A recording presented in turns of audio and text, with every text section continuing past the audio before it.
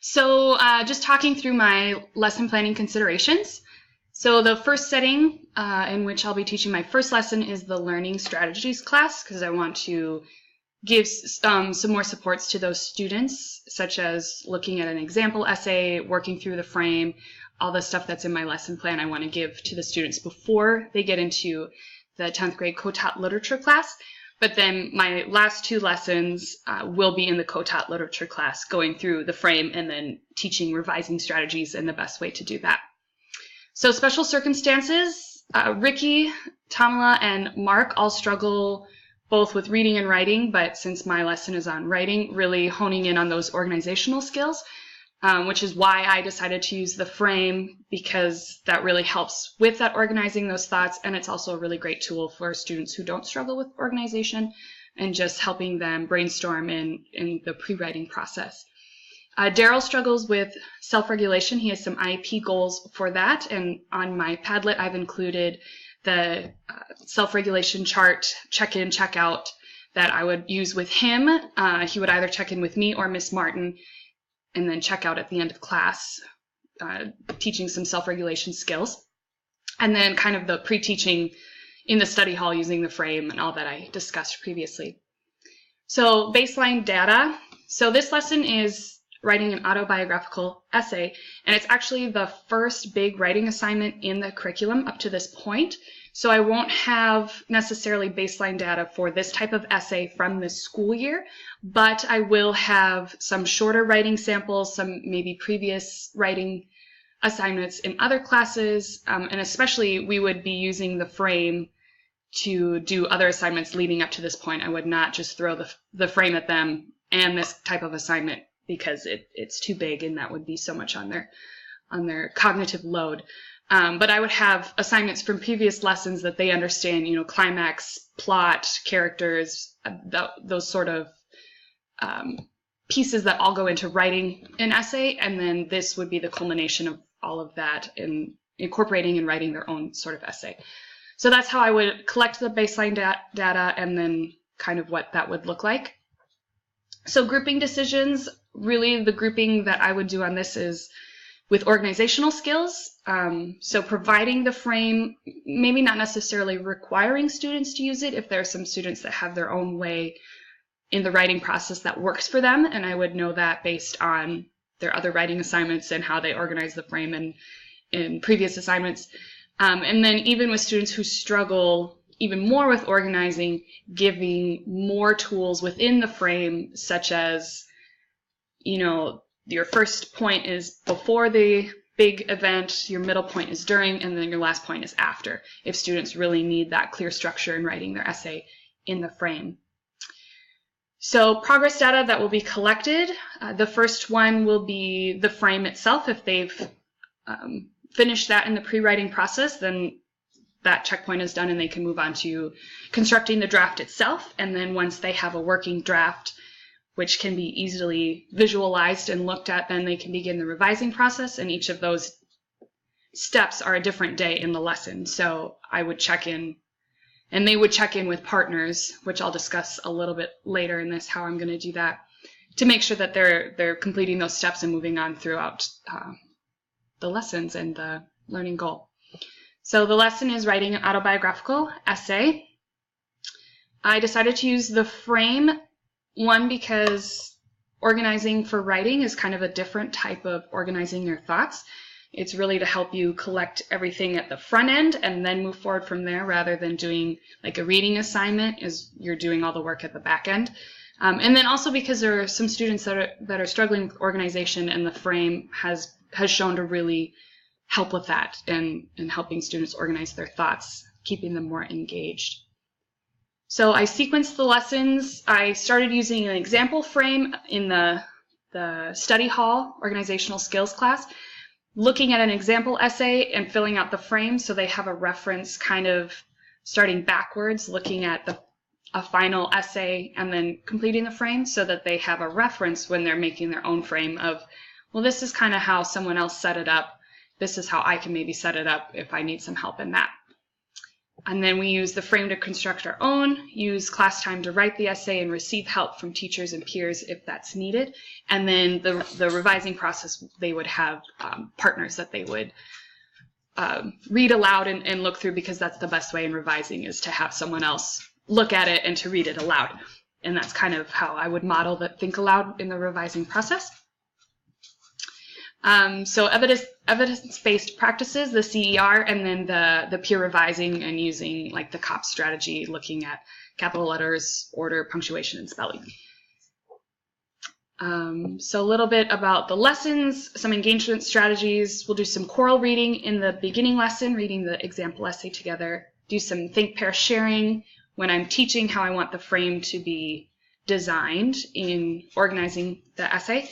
And then the partner revising at the end. They will look for 2 things done well and 3 things that could be improved.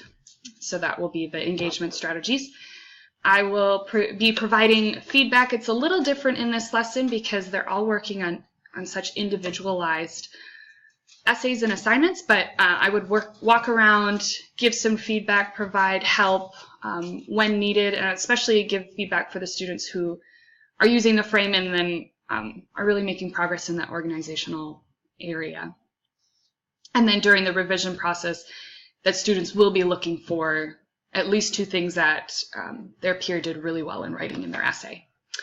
So common errors. The big thing with writing is transferring that brainstorm process into kind of a coherent essay. And so just making sure we have the COP strategy, automatically be looking for capitalization, punctuation, and spelling. And for the students who want to use, I put a link to Quillsoft, but any speech-to-text or software that helps with editing and revising and reading aloud, those are just the best ways in revising anything that's written, is to hear it read out loud, because then you can catch those flow mistakes, organization mistakes, spelling errors, things like that. So error correction procedures is really going to be during the revising process, and we'll have Quillsoft, peer editing, teacher editing to help with those error changes. Communication skills, so expressive is writing the essay itself, and then receptive is listening to instructions and reading through the example essay and then their peer essays and be able to effectively communicate what they think of that essay. Relates to the learning goal. So it's nice because this is a writing assignment, and that's an expressive form of communication. So the learning segment goal itself is to compose an essay, and that would be the expressive communication form. So how I demonstrate that skill, how I teach the lesson, using the frame, how I show the example essay, think aloud, constructing the essay, how I want that to look, would be demonstrating that communication skill. And then support the learner's use of it. So using the frame, using Quillsoft, like I talked about, to just help them, especially students who struggle with writing and really need the speech to text or that think aloud. They could have those supports. And then assess the learner's use is really how they construct their essay. And I'll have checkpoints like with the frame, with the draft, and the revising process throughout to see if they need help throughout that. And then, go from there.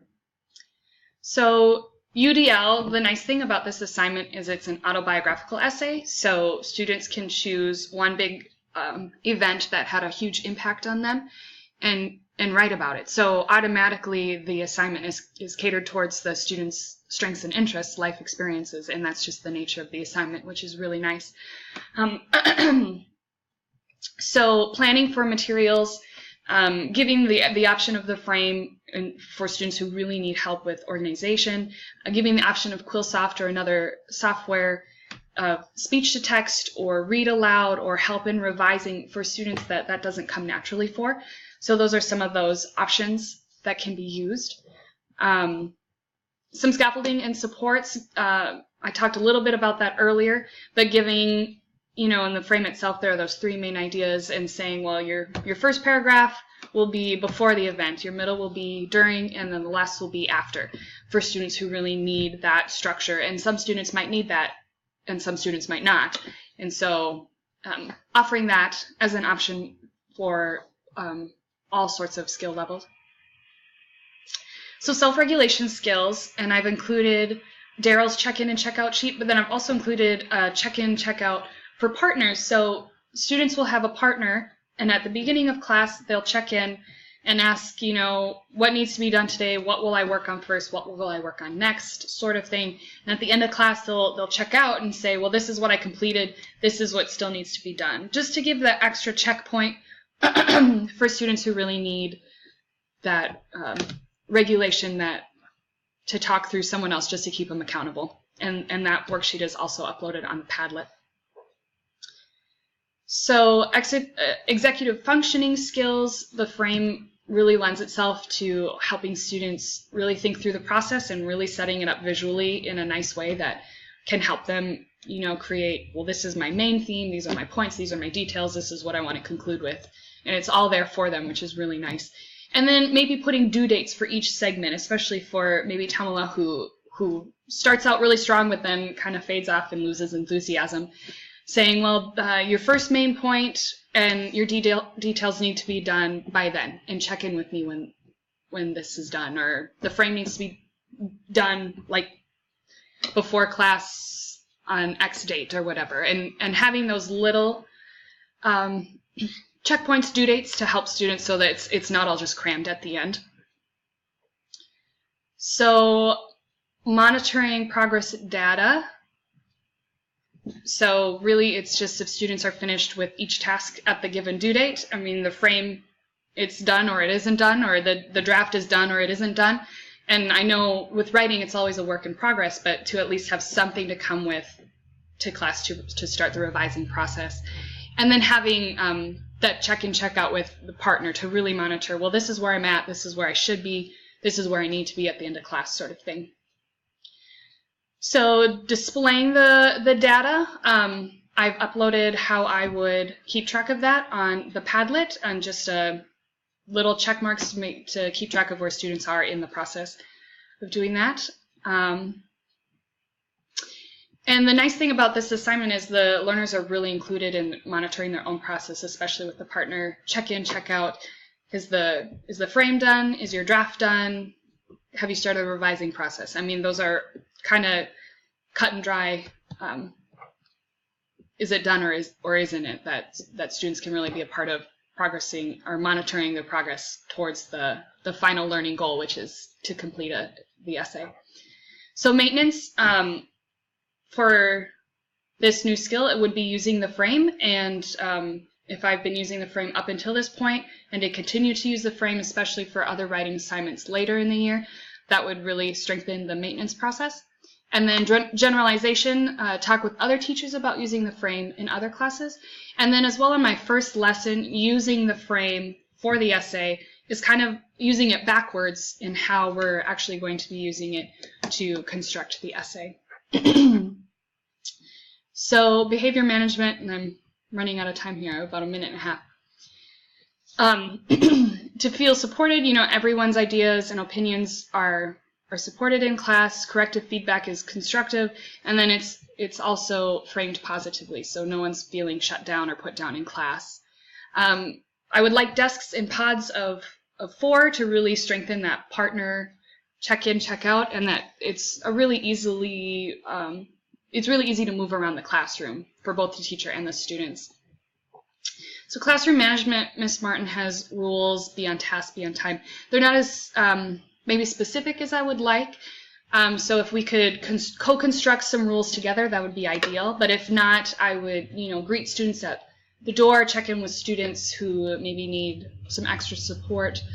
Be clear about expectations about what needs to be done in class, and then that check-in, check-out with partners for accountability, and then just really have lots of opportunities to respond, be clear when students can talk and when they need to listen, and then have some expectations about managing some classroom objects. So about 30 seconds, so I will upload my support staff and co-teaching as well as my behavior management plan to the Padlet as well, since I wasn't able to cover that in this video. Thanks.